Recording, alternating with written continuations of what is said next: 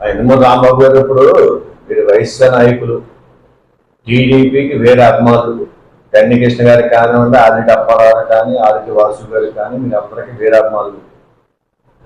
మీ టైంలో భయం చేశారు, మీరు వైఎస్ రాష్ట్రంలో చేశారు, నాయకుడు కూడా మీరు చైర్మన్ గా చేసినట్టు గుర్తురాదు. అది కాక మార్కండేశ్వరం గుడి ఇక్కడ డ్రైనేజ్ సిస్టమ్ మన వర్షాకాలం వస్తే మునిగిపోతాం, ఈ మలమూత్రాలంతా నీరంతా శివలింగానికి చుట్టూరా మొత్తం గుడంతా మునిగిపోతాం, ఇవన్నీ గతంలో జరిగాయి. అప్పుడు మీ కార్పొరేటర్గా ఉండి చాలా మార్పులు, ఇక్కడ నెక్స్ట్ ఇక్కడ రౌడీజం కూడా మీరు అరికట్టారు. వైశ్య కమ్యూనిటీ కూడా కొద్దిగా 75% 85% బాగానే మీరు హెల్ప్ఫుల్ గా చేశారు వైశ్య కమ్యూనిటీకి. ఇప్పుడు ఒకసారి దాని గురించి వివరంగా చెప్పండి సార్. ఇప్పుడు నేను కార్పొరేటర్గా ఉన్నప్పుడు చాలా అధ్వానంగా ఉంది.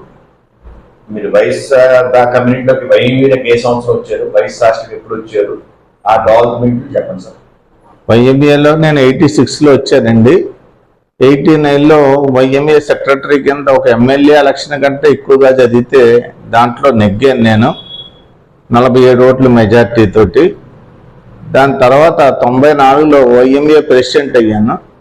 వైఎంఏ ప్రెసిడెంట్ అయిన తర్వాత మొట్టమొదటిసారి రోసయ్య గారిని ఫైనాన్స్ మినిస్టర్గా ఉన్నప్పుడు రాజమండ్రి తీసుకొచ్చి వైఎస్ సదస్సు కండక్ట్ చేశాను. అప్పుడు రాష్ట్రం అంతా తిరిగాను. తిరిగి ఎక్కడికక్కడ ప్రెస్ మీట్లు పెట్టుకుంటూ వైజాగ్ షిప్పింగ్ ఏజెన్సీ వాళ్ళని కలిసి, తర్వాత ఇది శంషాబాద్ ఎయిర్పోర్టు కట్టిన జిఎంఆర్ వాళ్ళ ఇంటికి వెళ్ళి ఇవన్నీ కూడా చేసుకొచ్చి ఫస్ట్ టైం బ్రహ్మాండమైన బహిరంగ సభ కండక్ట్ చేశాను వైఎంఏ తరఫున. తర్వాత వైస్ హాస్టల్ ప్రెసిడెంట్గా చేసి 50 years సిల్వర్ జూబ్లీ అప్పుడు కూడా నా ఆధ్వర్యంలో జరిగింది. సార్ పొట్టి శ్రీరాములు గారు స్టాంప్ తీసుకొచ్చారు మీరు, అప్పుడు ఎవరెవరు సహకరించారు, మీకు ఏ ప్రభుత్వం? పొట్టి శ్రీరాములు స్టాంపు సహకరించింది గన్నికృష్ణ గారి సహకారంతో బాలయోగి గారి ద్వారా నేను తీసుకొచ్చాను. ఆనంద్ కళాకేంద్రంలో పెట్టాం. అప్పుడు ఆ సెంట్రల్ మినిస్టర్స్ రామ్ విలాస్ పాస్వాన్ వీళ్ళందరూ వచ్చారు. కిక్కిసిపోయిన జనంతో చాలా అద్భుతంగా జరిగింది పొట్టి శ్రీరాములు స్టాంపు. ఆంధ్ర చరిత్రలో ఫస్ట్ టైం అంతే, అదే ఫస్ట్ టైం. చరిత్ర మన వైఎస్ఆర్ నాయకుడు తీసుకురాలేదు. తర్వాత కార్పొరేటర్ కింద నేను చేశాను. తర్వాత వినాయకుడి గుడి ట్రస్ట్ బోర్డ్ చైర్మన్ చేశాను. 200 సంవత్సరాల క్రితం ఇంత మటుకు ఎవరో కట్టకపోతే నా ఆధ్వర్యంలోనే ఆ దేవాలయాన్ని కట్టడం జరిగింది. తర్వాత కార్పొరేటర్ కింద చేశాను. కార్పొరేటర్గా నేను తీసుకున్న టయానికి అక్కడంతా కూడా రౌడీజం, గోండాయిజం, అసలు అభివృద్ధి అనేది లేదు. ఇసుక వీధి రోడ్డు కానీ ఏ రోడ్డు కూడా చాలా దారుణంగా, మనిషి నడవడానికి కూడా లేకుండా ఉంటే ఈ రోడ్లన్నీ అభివృద్ధి చేసి మారుమూల ప్రాంతాల్లో కూడా ఎలక్ట్రికల్ స్తంభాలు వేయించి లైట్లు వేయించాను. తర్వాత రౌడీజాన్ని అణక్కొట్టాం. అంతకంటే ముఖ్యం ఏంటంటే చిన్నపాటి వర్షానికి అదంతా కూడా గోదావరి అంతా జలమయం అయిపోయి మార్కండేశ్వరం గుడిలో మురికి నీరు ప్రవహించి ఆ శివలింగం కూడా నీటిలో మునిగిపోయేది మురికి నీరుతోటి.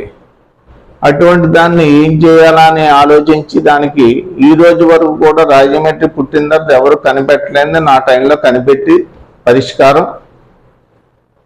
మెయిన్ రోడ్డు మీద డ్రైన్ తవ్వమని ప్రపోజల్ పెట్టాను నేను.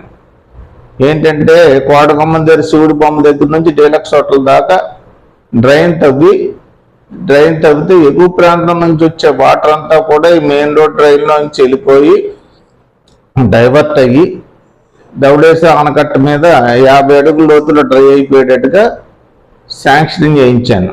అందువల్ల ఏంటంటే ఇది త్వరగా కొంచెం చేశారు, అది పూర్తిగా చేయాలి, తొందరగా చేయాలి. ఎందుకంటే పుష్కరాల టైం వస్తుంది, భక్తులు అందరూ స్నానం చేసే చోటకి మురికి నీరు అంతా ప్రవహిస్తుంది.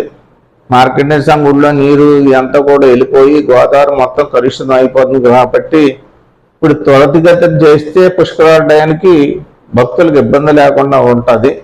ఇది ఇంత మటుకు రాజమండ్రి పుట్టిన తర్వాత ఎవరు కనిపెట్టలేకపోయారు. నా టైంలోనే కనిపెట్టి శాంక్షన్ చేయించాను.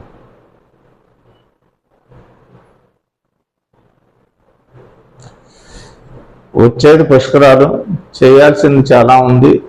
గన్నకృష్ణ గారి సహకారంతో, ఆదిరెడ్డి వాసు, ఆదిరెడ్డి అప్పారావు గారి సహకారంతో చేయాల్సినవి చాలా ఉన్నాయి. తర్వాత మన ఆదిరెడ్డి అప్పారావు గారు గోదావరి ప్రక్షాళన చాలా రేవులన్నీ అస్తవ్యస్తంగా ఉన్నాయని అన్నారు గతంలో. దాన్ని కొంచెం వివరణ. రేవులో స్నానం చేస్తా కూడా లేకుండా మీరు గోదావరిలో దిగి నిరసన కూడా తెలియపరిచారు. దాని గురించి ఇప్పుడు గోదావరిలో దిగి నిరసన తెలియపరచడం ఏంటంటే అదంతా డ్రెడ్జింగ్ చేయాల్సిన అవసరం ఉంది రేవులన్నీ కూడా. ఎందుకంటే కోట్లింగా రేవు దాకా డ్రెడ్జింగ్ చేశారు. పుష్కరాల రేవు, మార్కండేయ రేవు అర్జెంటుగా డ్రెడ్జింగ్ చేయాల్సిన అవసరం ఉంది.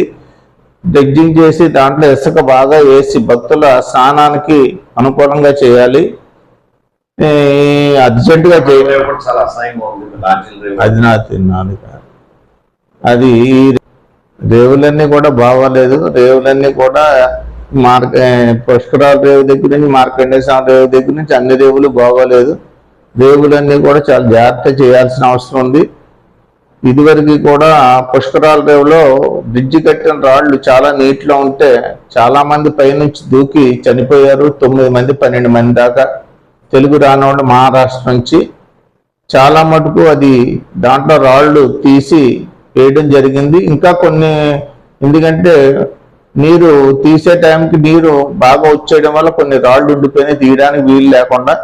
ఈసారి మిగతా రాళ్ళు కూడా తీసేసి భక్తులు సౌకర్యం కల్పించే విధంగా, మరణాలని ఆపే విధంగా చేయాల్సిందిగా కోరుతూ, మరి ఈ మొన్న వాసు గారు కానీ అప్పారావు గారు చాలా బ్రహ్మాండంగా చెప్పారు. వైఎస్ఆర్సీపీ నాయకులు, వైఎస్ఆర్సీపీ పార్టీలో ఉన్న కార్యకర్తలు ఏమన్నా దీంట్లోకి చేర్చుకోవద్దు, ఎన్డీఏ కూటమిలోకి, లేదంటే పార్టీ పాడైపోతుంది అన్నారు. అది చాలా మంచి నిర్ణయం, అందుకు నేను హర్షిస్తున్నాను.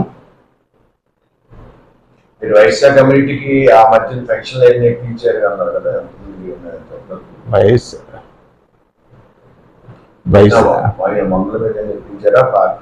గతంలో కంటే ఎక్కువ ఇప్పించామండి అన్ని కమ్యూనిటీలకి. పెన్షన్స్ చాలా ఇప్పించాం. అలాగా టిట్కోయిళ్ళు కూడా రాయించాం, నిష్పక్షపాతంగా టిట్కోయిళ్ళు రాయించాం. అలాగే అందరికీ సహకారంగా ఉంటూ అందరి తల్లో నాలుకలా పనిచేశాను 5 ఏళ్ళు కూడా. అది నాకు చాలా సంతృప్తిగా ఉంది. అలాగే అప్పటి అధికారులు కానీ, శానిటరీ సిబ్బంది కానీ, టౌన్ ప్లానింగ్ కానీ, పార్టీ నిర్ణయం ఏదైతే అదండి, అది నాకు ఇది కావాలని నేను ఎప్పుడు అడగను.